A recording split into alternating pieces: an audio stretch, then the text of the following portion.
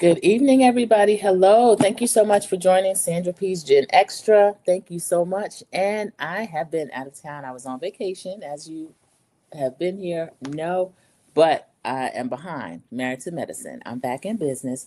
So this review is just going to be pre-record for the Married to Medicine. It's season 12, episode 5. It's called Baggage Check. And then immediately after, I'm going to go live with the episode that aired Sunday, which when you see this, that will be yesterday. But for me, it is today. So we get a scene with after the explosive dinner cookout that was at Toya's house, where Toya and Eugene got into a terrible argument and the party ended early, really. Eugene and Toya are in a scene where Eugene says, "Can you come downstairs for a minute?" Toya's like, "Sure." Toya is acting like Eugene has done something to her and owes her an apology. That is what is she's acting like to me. So, but she says she goes down. He said, "We're just going to play pool, and I've made some margaritas." They had a little back and forth. They have a full bar. It is beautiful in their downstairs area. Toya has laid this house out completely. At the bar, he was going to make the margaritas. She wants hers in a mason jar. He has these nice little, he said, "I'm going to have a nice glass." I noticed later that they both had the same type glass. So that's good to be on the same page for that. So Toya is saying, "Honey, I should be able to say, can you lead the men in a way where you don't take offense?" Eugene made a really good point. He said, "Some of the women have said things to me that are really emasculating. They give us examples. We talk about the group chat where Heavenly started speaking about these man's private and everything, which is what Heavenly is prone to do." I agree with Eugene. He said that he should have been able to read the room and see how serious this event was to Toya. And he said, "Well, what could you have done?" Toya's shooting pool.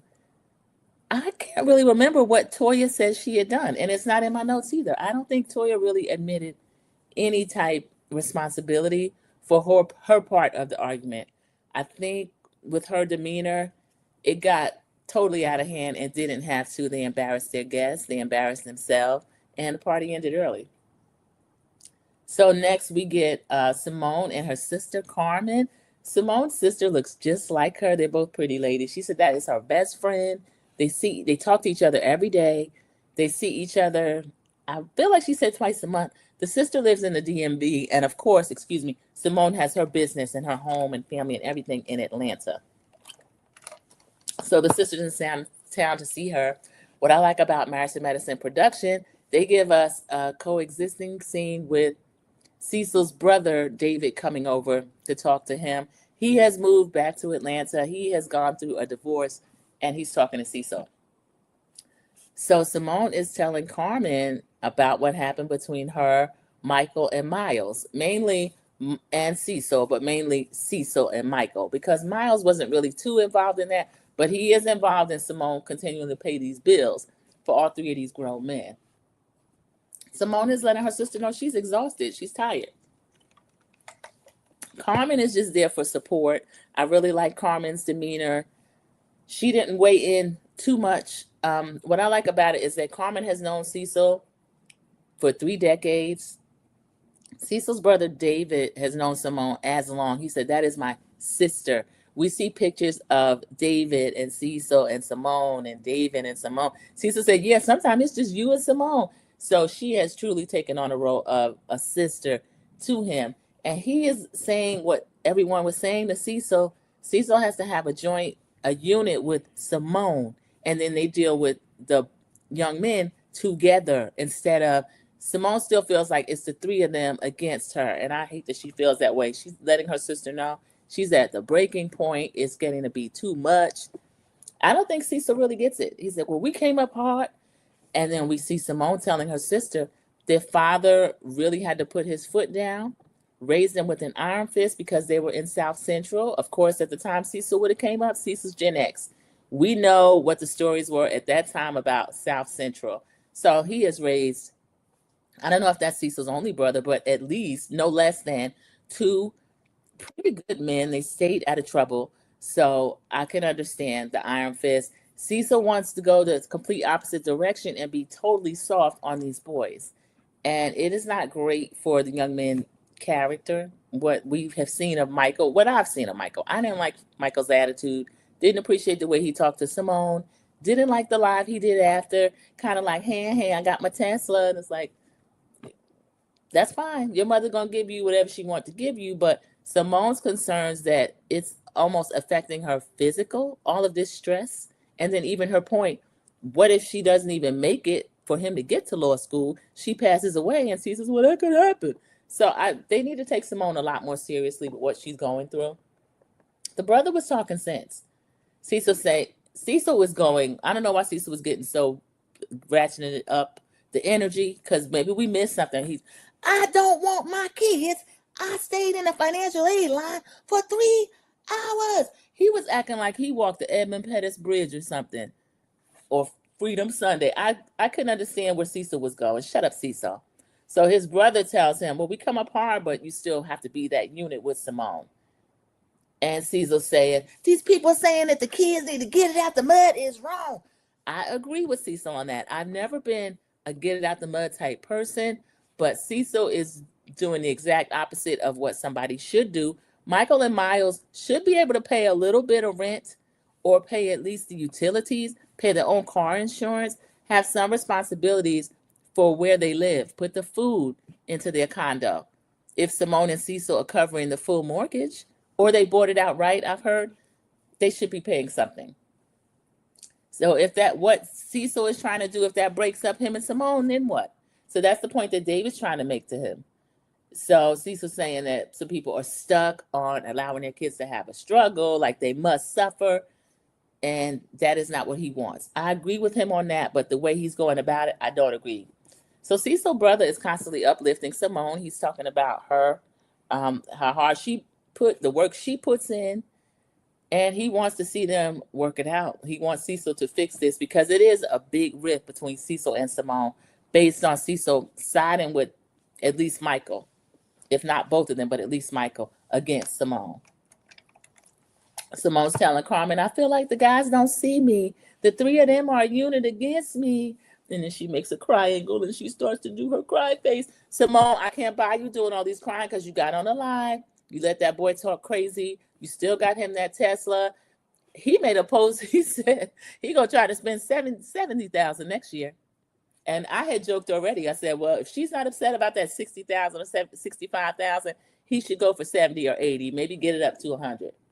So Michael evidently feels the same way. He's made a post that he just might do that. So we can't be more upset than Simone is.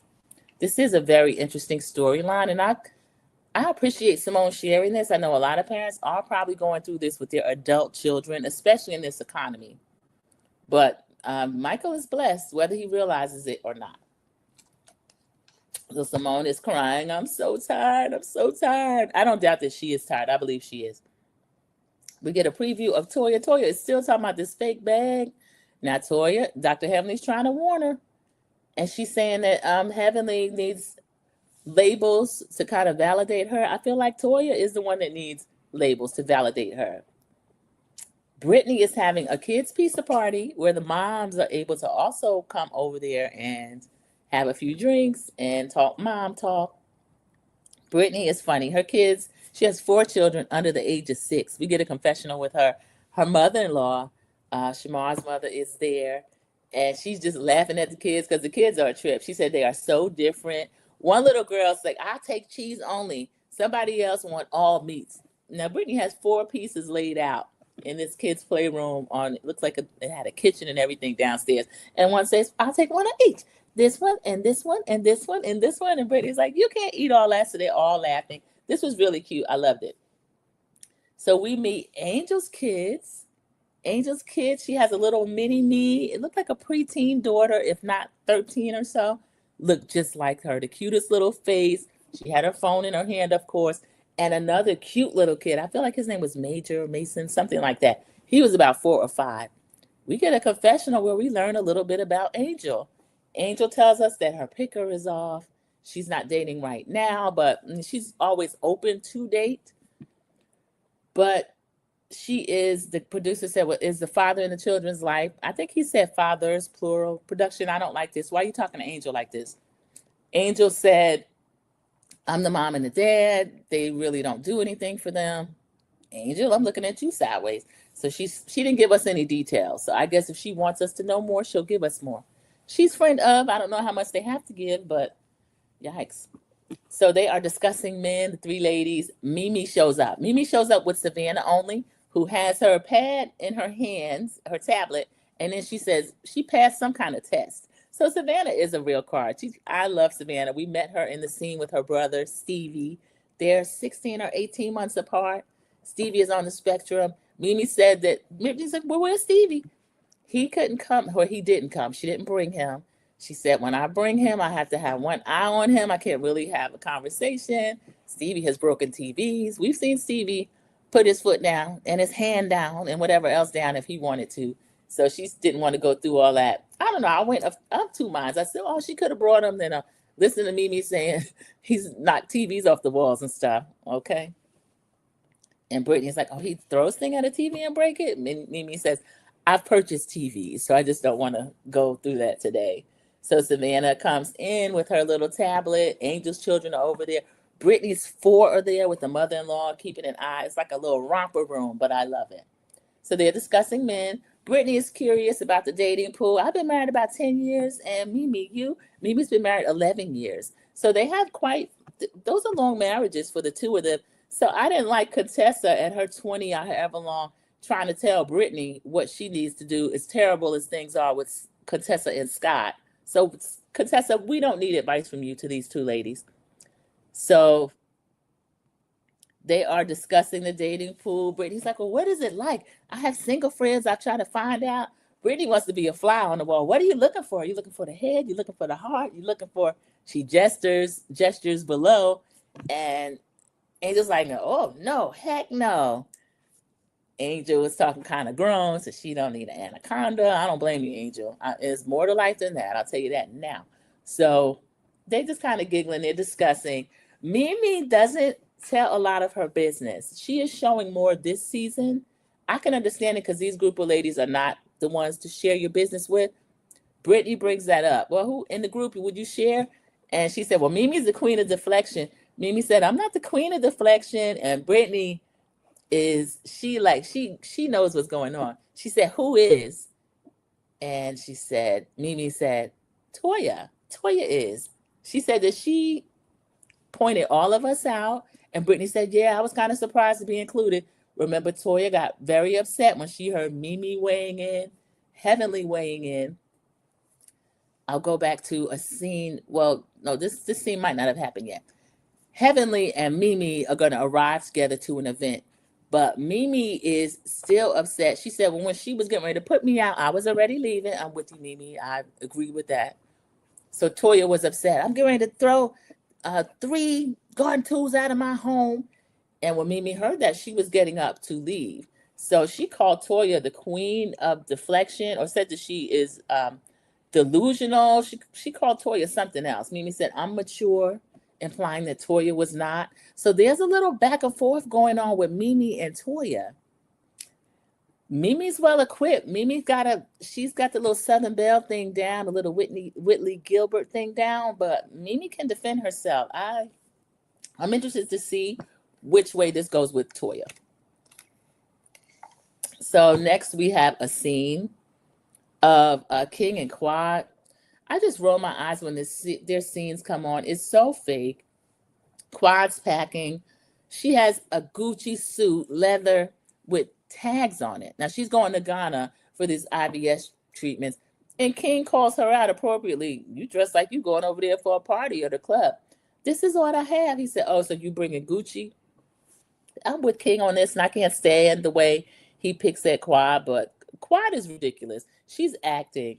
So she's telling us, and it's hard. We're going back. This is the 3rd time for our IVF treatment. King is asking, what if the results are not what you want? King is into this he's not saying we, and it's IVF. The two of them are going to have a baby together. Hopefully, that's what Quad wants. I don't know that that's what King wants, but that's what she wants. So they talk about, Quad is saying that this is a dream of hers. King has given up so much to help her realize her dream. They get a joint confessional. He's almost convincing her not to do it. I don't know. Their interaction to me was kind of cringe. It was like King didn't want to be there. Since he decided to be there against his will, he decided almost that he's going to cut her down. This scene was really strange. She brings up to King, you said that if you had this amount of money, it would be okay. He said, well, how much do we give to it and put aside our real lives? So I think King is being real about what he really feels. And I think Quad is wearing rose-colored glasses. I don't think that's good. So she's doing her Tubi acting. Please don't do this to me. This is a dream of mine. I was really annoyed with, I'm just going to move on. I don't like the storyline. He's acting like it's a hassle. But as we know now, he loves being on TV. So we'll move to the next scene. This next scene is Simone. She's hosting a Build a Balenciaga experience. The lady that was helping them, I can't remember her name. When the camera pans to her, she's in this gorgeous jumpsuit wearing a hat, a cowboy hat. I thought it was Contessa for a split second. She's dressed much better than Contessa has ever dressed, but that is who this lady reminded me of. Toya shows up with Heavenly's imitation Balenciaga bag. Toya, you are dragging this. And then when Heavenly gets started, I don't want to hear anything. And y'all know I can't stand Dr. Heavenly.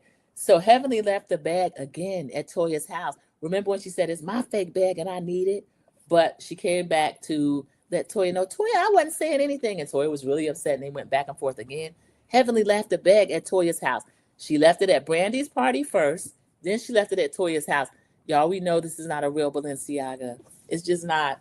Heavenly, you leaving that bag everywhere. So Toya says, if you got it, then you don't have to fake it. I don't think it's a problem of Dr. Heavenly not having it. I just think she likes her money to go to other things, which we will find out later as she talked about her portfolios, her multiple homes. She's already let us know her home is paid for. So I don't think Toya wants to keep going down this road.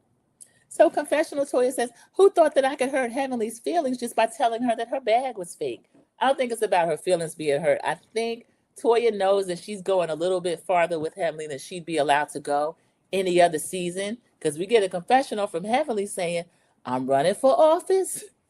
She said, it's hard for me not to go low when the B want to go low, but I'm trying not to go low on the B. That's what Heavenly's saying, and I think she's going easy on Toya as well. What I meant to mention is on the ride there, Mimi and Heavenly ride together. There was a group chat that went left on Father's Day, y'all. This group chat is a mess. They might need to get out of the group chat, or at least Toya and Heavenly. Toya's being performative as Mimi read the text. The text Mimi read was like, I thank God for my husband, my sons. I hope all of y'all thank God for y'all husbands if you have sons. And, she appreciates Dr. Eugene so much. Heavenly replies, Toya, that's good. Now tell him that in person. So Toya is upset about that. And Dr. Mimi says correctly, well, the last time Toya engaged with you, you were criticizing her on how she was handling Dr. Eugene in public, meaning around the friend group. So we see, and Heavenly said, you don't know the backdrop of that, Mimi. I'll give you the background. And the background is production helped us. Thank you, production. Season 1. We see a scene with Dr. Aiden and Mariah Huck. Yes, the Hucks, the creator of the show, and her husband were in the scene. And Toya was still talking crazy to Eugene. Boy, you better put that biscuit in your mouth. She threw something at him at one point. He tried to touch her and she snatched from him at another point. Everybody was trying to calm her down. Toya was having none of it. And she has stayed, if not the same, gotten progressively worse, in my opinion. So that's the backdrop. So they are talking about that as they arrive. Toya and Simone were discussing the chat. Toya claims we had a good relationship over here with good kids. I want Toya to stop doing that, because what she is alluding to is Damon Jr., Dr. Heavenly, Alora, Zach, whatever else. We may or may not know what's going on. And Toya, don't jinx my good kids. We love the A names. I love them. Toya and Eugene's sons. But they're young. They're preteen or teen. So she can't say they're good kids. Of course they're good kids, but what kind of adults are they going to be? And it's not just about their upbringing. Toya needs to move carefully with this. So they are making real leather bags. Heavenly walks up while Toya was still talking. Dr. Simone was like, "Oh, here's Heavenly now. Hey, Heavenly." Simone gives a confessional. "I'm not being shady. I'm just trying to make sure if we can't laugh at this, what are we doing?"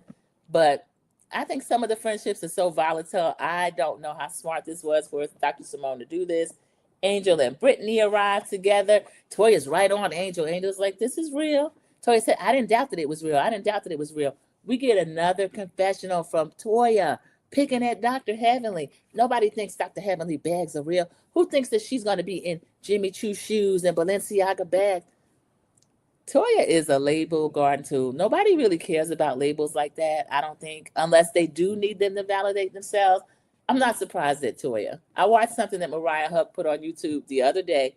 She was rolling out all her receipts from the fact that she is indeed the creator of this show. The ladies still eat off that and have a platform because of it. And she was showing us the earliest scenes of a very different looking Heavenly, kind of similar looking Toya, but not the glow up that you get after being on reality TV and getting that check Mariah provided them for years, over a decade. And Toya was doing the same thing. And Mariah said, Toya is consistent. So they don't have real beef because Toya is consistent. She's still doing the same thing, talking about the same thing. I like to see growth. Sometimes I feel like I've seen growth, and then she'll do stuff like this, and I don't know. So Heavenly is being really laid back for Heavenly. I think this friend of role really suits her. Contessa shows up in this. Now, everyone else has on, Brittany shows up. She has on like a sweater and jeans. Toya shows up in some kind of little short set. The lady who was running the thing had on a jumpsuit and her cowboy hat. Simone's in a red dress, but it was kind of casual. Heavenly's in a cute jumpsuit. It's like an off-white jumpsuit. Contessa shows up in a skin-tight, see-through in spots, royal blue shiny dress. She walked in and Toya said, "Where are you going?" I don't know if she meant to say that out loud, but she did. And Dr. Heavenly was like, "I'm with not Dr. Heavenly, Contessa, Dr. Contessa. I'm with kids all day. I didn't know what kind of event this was going to be. I thought it would be like sexy event."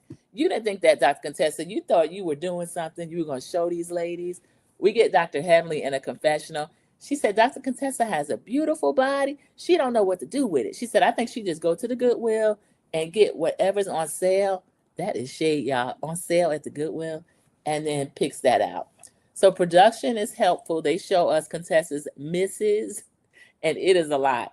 In Vegas, she had on a Chanel chain so big.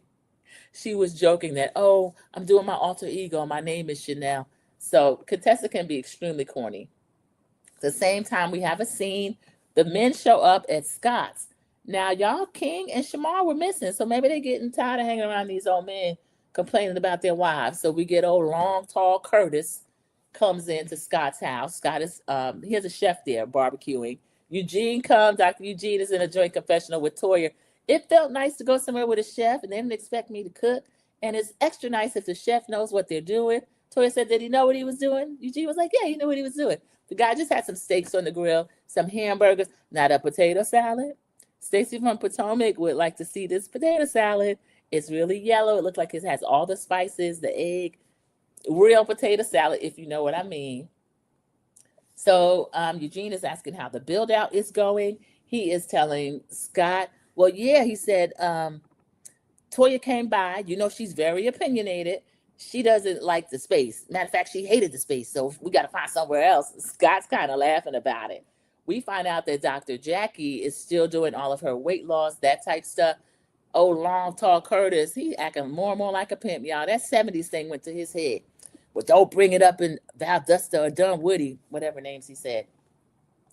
Or maybe he said Buckhead.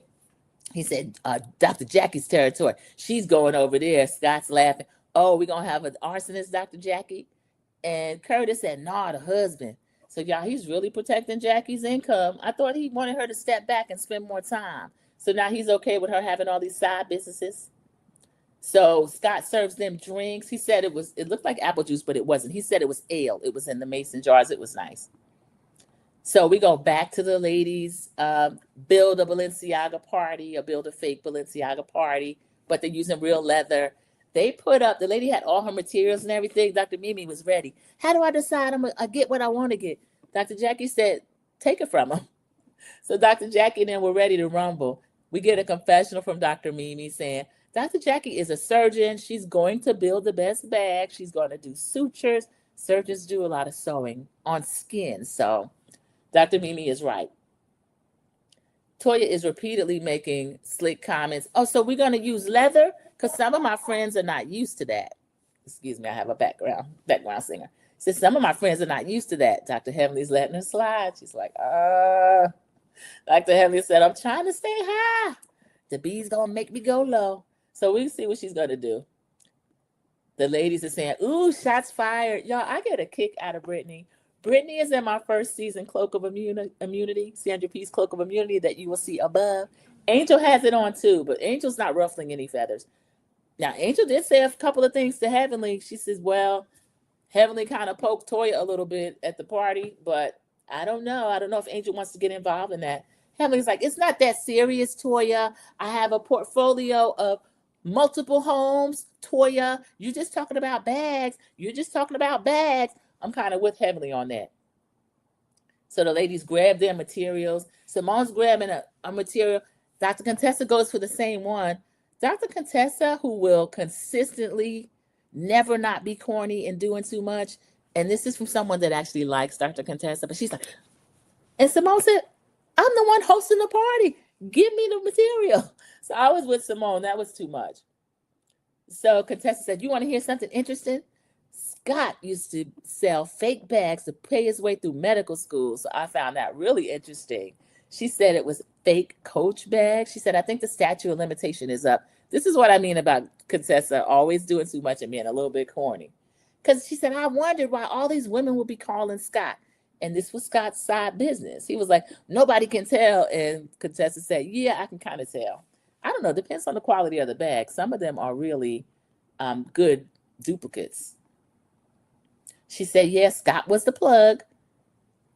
So Toya has to pipe up. There's never a time when she won't embarrass Dr. Eugene. Eugene gave me expired perfume one time. That's not the same thing, Toya. Come on now. So at the men's cookout or whatever Scott was hosting, Scott makes me laugh, even though I don't like the way he treats Contessa. She takes it so, okay. Excuse me. I'm sorry. At the men's, Scott asked Dr. Eugene, is Toya still mad at us? Is she still mad at you? He's kind of laughing. Eugene said, well, I don't want to be portrayed in a different light than what the women making negative comments toward me regarding my manhood. This is true. Damon lies, y'all. Damon is scary. Dr. Damon is so calm. He lied with a straight face. Really, have my wife said anything? Dr. Damon, I said to the TV, Dr. Damon, Dr. Henley's been the worst one, especially toward Eugene and Dr. Aiden. Dr. Scott, she said terrible things about every single one of the husbands. Last year, she was on Twitter calling Dr. Greg a whole PDF file. And Dr. Damon asked Greg why he being so sensitive. So I couldn't believe Dr. Damon said that, but that's what he said. So Curtis and Damon try to gaslight Eugene. And Dr. Eugene is saying, he brought up the group chat, the stuff that Heavenly puts in the group chat. And Dr. Eugene is in a confessional with his wife, Toya, and he said, well, we may not be perfect, but we're not putting on airs. We're not putting up a fake front like some of the other people are doing. We know that this is true. Some of the couples, we know that things are going on, but Dr. Heavenly always says her marriage is not for sale. That's fine, but all that daddy with the baby voice, we already know it's not heaven over there. Same thing with Dr. Contessa, as she was crying to us about what Dr. Scott, the way he treated her years ago. I mean, we know that. The ones that we actually see it, we see Dr. Eugene, we see Toya, but they say they're always in counseling, so I guess that's good. Curtis got the nerve to speak up again. Yeah, Toya. He's always talking against Toya. You really mad that she didn't stay her big butt down on your lap, aren't you? I can't stand Toya. So we're back at the ladies. They're talking again about the text. Simone has the nerve to say, Toya, I don't think that Dr. Heavenly meant anything about that text that she sent. And Dr. Heavenly is sick of it because Toya's throwing all these digs. She's not talking about, matter of fact, Mimi did say she was the queen of deflection. She's not talking about what they really need to talk about. The fact that you embarrassed the stuffing out of your husband. The party ended early and your friends got embarrassed too. But we're not talking about that. We're talking about Dr. Heavenly leaving her fake bag twice. So Dr. Heavenly said it's uncomfortable when you embarrass your husband. So Brittany says, who sends a text on Father's Day telling their husband what they should do? So Angel is bringing up that Heavenly was talking about Eugene manhood. That is all true. Heavenly's going back and forth a little bit. And then Toya starts screaming, shut the F up, Heavenly. But Toya has been starting with her all day. Now, usually I'm on Toya's side because Dr. Heavenly did used to pick on her, but nobody's picking on Toya now. Toya really started this whole thing. Toya's under a lot of stress this season. I hope nothing really serious is going on. I forgot to mention in the scene where Eugene ended up apologizing to Toya for her terrible behavior, she brought up again, well, you do be away from home a lot. And he was like, oh, here we go with this again. So Toya, I know she's bringing in more money from this show and her other ventures to hear her tell it, but Dr. Eugene needs to be able to keep up by working these other emergency room jobs, even 5 hours a day, if he's from home 5 days a week. So she can't have it both ways. We get Jackie. She's interrupting with her lemon squeeze, Negro spiritual talk. You don't have to throw a boulder when Toya throws a rock. Oh, Jackie, shut up. But I had to laugh at Dr. Jackie. She said, ooh, I'm getting funky. Y'all, I've never heard anything like this from Dr. Jackie. She said, y'all made me lose my deodorant. So the ladies are kind of giggling. They were like, we were wondering what that smell was. I don't believe y'all at all. I don't believe Dr. Jackie stinks. So Jackie sniffs under her arm, says she's musty. Dr. Jackie, now you did too much. She sniffed under Toya's arm. She said, you're not funky. Y'all, Dr. Jackie's too much. So that was pretty much the end of the episode. It was mainly filler. We get a preview of Angel. Oh, earlier in the party.